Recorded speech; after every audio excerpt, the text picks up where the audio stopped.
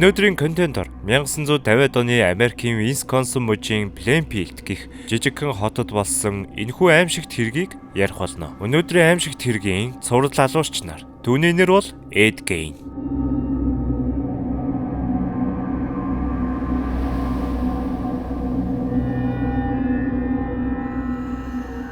Хожим нь түүний нэрийг сонсоогүй хүн бараг үгүй болсон. Учир нь түүний хийсэн аимшигт үйлдэлүүд нь зөвхөн гэмт хэргийн түүхэнд бус Холливуудын аимшигын кинонд ч гэсэн мөнхөрж үлдсэн юм. Ээжийн сүдэрт өссөн хүү.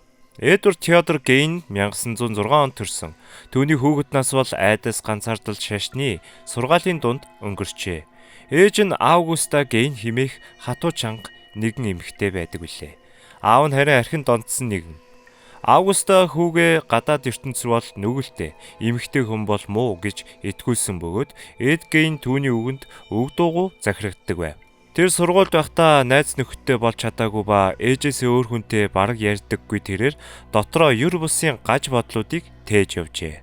Ээж нь түүнийг хүний сүнс, өхөл, нүгэл, шийтгэлийн тухай Библийн ишлэлүүдээр байнга айлгадаг байсан бөгөөд энэ нь хүүгийн оюун санаанд гүн сорив үлдээсэн гэдэг. 1937 онд Эд Гейний ээж нь нас барсан мөчөөс хойш Эд Гейн сэтгцийн хувьд бүрэн нурж унсан юм. Тэр ээжийнхээ өрөөг түгжиж яг байгаагаар нь хадгалан хажуу өрөөнд ганцаараа амьдрах болжээ. Тэр мөчөөс түүний гаж аимшигт амьдралын хэм маяг эхэлсэн юм. Орон нутгийнхан анзаараагүй нууц. Плейнфилдийнхэн Эдийг дуугүй, энгийн хүн гэж боддог байв. Тэр тосгоны дэлгүүрүүдэд тусалж хүүхдүүдэд ажил хийхийг зааж өгдөг байсан ба заримдаа жижиг ажил гүйцэтгэдэг, цайлган, цагаан сэтгэлтэй нэгэн мэт харагддаг байжээ. Гэвч түүний гэр дотор юу өрнөж байсныг хэн ч төсөөлөөгүй. 1950-ад онд орон нутгийн оршуулгын газар хэд хэдэн буш ухагдж хүний биеийн хэсгүүд алга болсон байдаг. Цагдаа нарын анхаарлыг татсан энэ явдалд хэн ч Гейнийг сэжиглээгүй. Харин тэр шөнө оршуулгын газруудаар нууцаар явж шинэхэн орчуулсан зогцсыг ухаж гэртээ авчран туршилт хийдэг байв.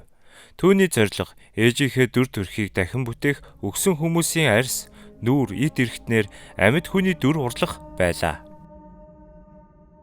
1957 оны аимшигт хэргийн илрэлт. 1957 оны 11 сарын 16-нд Плейнфилдийн Warden's Hardware Store-ийн эзэн Бернс Йордан алга болсон тухай мэдээ цацагдав. Түүний дэлгүүрт үлдсэн бичгийн дэвтэрт сүүлчийн худалдан авагчийн нэр нь Эд Гейн гэж бичээстэй байв. Цагдаа нар тэр даруй түүний гэрт очисон бөгөөд тэдний урд өмнө үзэж байгаагүй хамгийн жихүүц хүрмээр дүр зургийг олж харсан байдаг.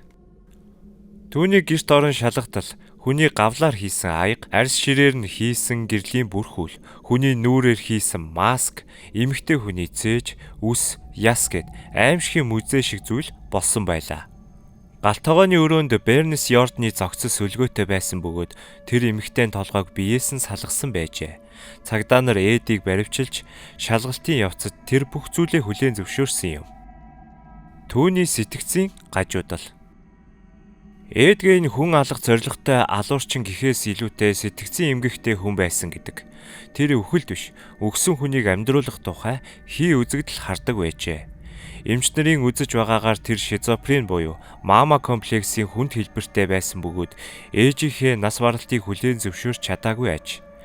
Тиймээс тэр өгсөн хүмүүсийн биеийг ашиглан ээжигээ амьлуулах гэж оролдсон гэж үздэг байна. Түүний байшингаас нийт 15 хүний зогссны хэсэг илэрсэн ч бодтойгоор алсан хүн нь 2 л байсан.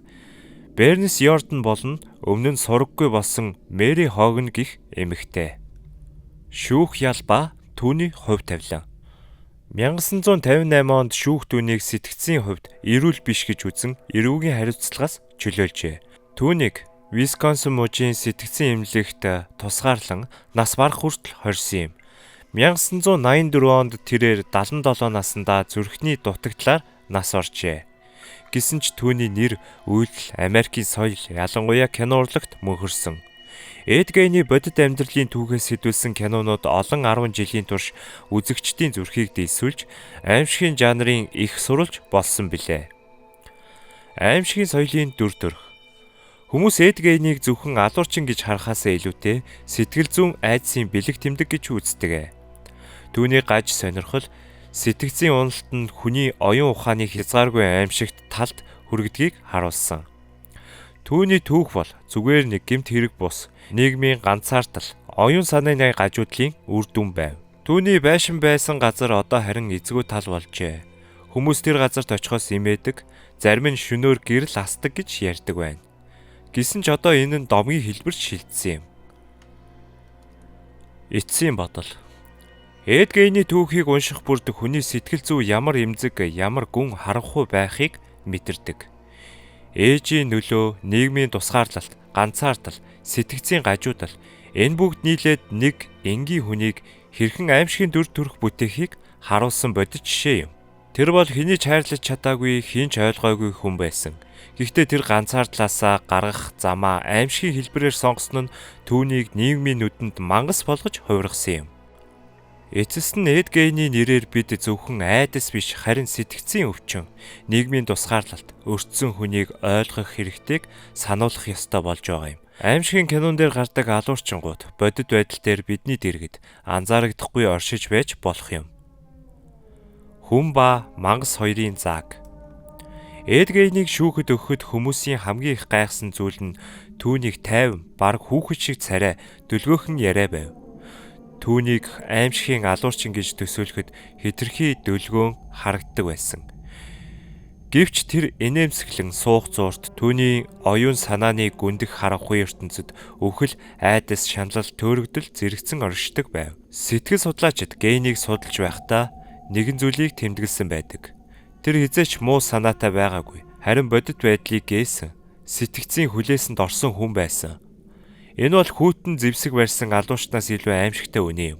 Гейний хувьд энэ хоосон орон зайг ээжийнх нь дуу хоолой, түүний үлдээсэн ариун хатуу ёс суртахууны дүрм бөглөж байсан. Ээж нь нөхөд энэ мөргөлийн төв алга болж Эд Гейн энэ ертөнцид нуруунсан юм. Тиймээс тэр ээжигээ эргүүлж авчрах гэсэн оролдлого нь энэ байжээ. Түүний байшин доторх зүйлсийг олсон мөрдөгчд шоконд орж зарим нь ажилласаа гарсан гэдэг. Эд Гейн эдгээрийг айдас төрүүлэхийн тулд бас уран бүтээл гэж хардаг байжээ. Тэр хүн бол зүгээр л махан бүтэц биш, тэдний сүнс арьсанд нь хадгалагддаг гэж итгэдэг байсан. Энэ итгэл үнэмшил нь түүнийг үхлийг амьдралын хэлбэр гэж ойлгоход хүргэсэн юм. Өгсөн хүний арьсыг өмсөх нь тэдний амьд сүнстэй холбогдох, амьд мэд мэдрэмж төрүүлэх зан үйл гэж тэр боддог байв. 1984 онд түүнийг нас барсны дараач түүний булшиг хүмүүс олж очив. Зарим нь чулууг нь хулгайлсан байдаг. Түүний нэр домог болон хувирч айдас сониуч занг зэрэг төрүүлдэг. Гэвч Эд Гейний түүхийн жинхэнэ аимшиг нь түүний хийсэн зүйлд биш, харин хүний дотоод сул талд оршдог. Эцэст нь бид Эд Гейнийг үзен ятгахаас илүүтэй түүний түүхээс сургамж авах ёстой. Нийгмийн ганцаардал сэтгэл зүйн өвчнийг үл тоомсорлох нь өөр нэгэн Гейнийг төрүүлэх аюултай